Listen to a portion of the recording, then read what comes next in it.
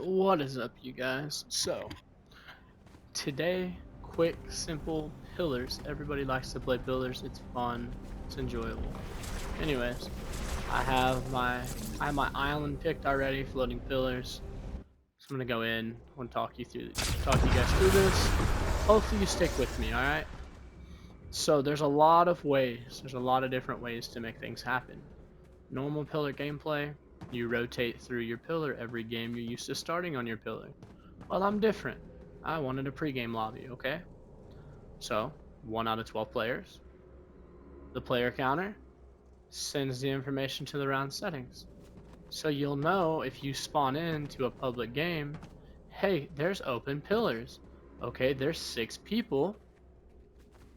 I'm gonna go to pillar 7 because you would be player 7. Anyways, as you can see, there's a lot of player counters. I stopped at 36. My map is size 12. What that means is that I have my 12 pillars set up with the original teleporters. So what that means at round 13, player 1 turns into player 13. So the next teleporter in here, teleporter 2, is set to player 13. So you add a number each round. So on rotating, after round 1, player 1 becomes pillar 2, so on and so forth. I don't expect people to stay in this map very long. It's new. It's got a lot of bugs. I put my creator profile in here so you can view my socials. Got a changing booth for people.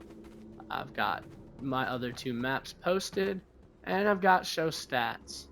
So when you're playing throughout the game and you want to know how you're doing, click the button when the round started and it's going to show you. So there's very simple items involved in this happening. Player spawner, teleporter, 2 of them.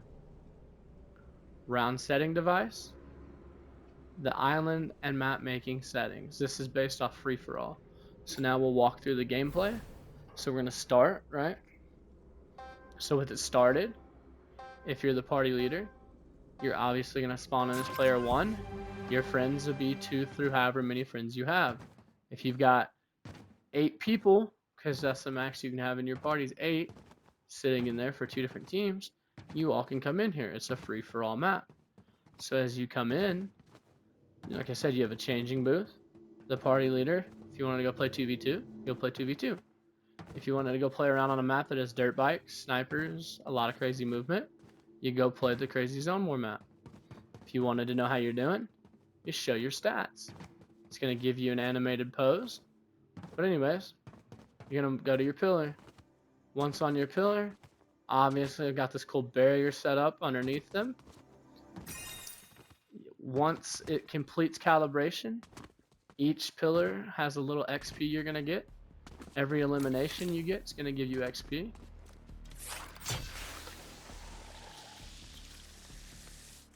You've got 12 different pillars, alright?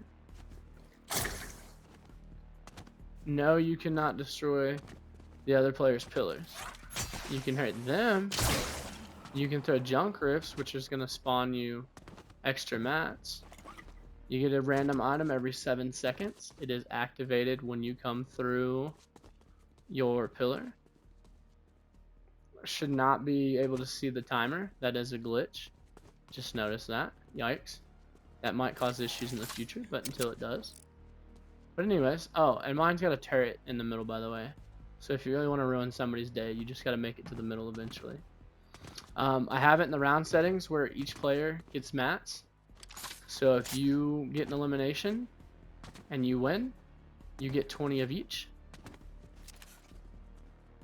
Because I think that's pretty legit. And that's pretty much the basics, setting up your round settings.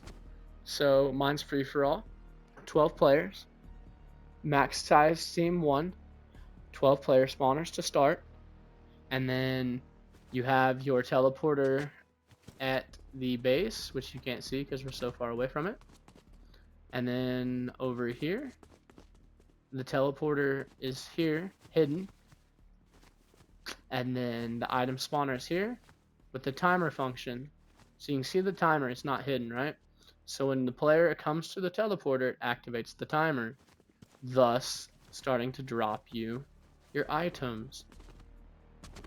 Yeah, and that's about it, y'all. I hope you guys enjoyed this quick little tutorial. I made it sound as simple as I could. There's a lot more to it. Barriers, damage zones, because look. Oh, hey. I can get over there. Surprise. No, you cannot. You will be eliminated.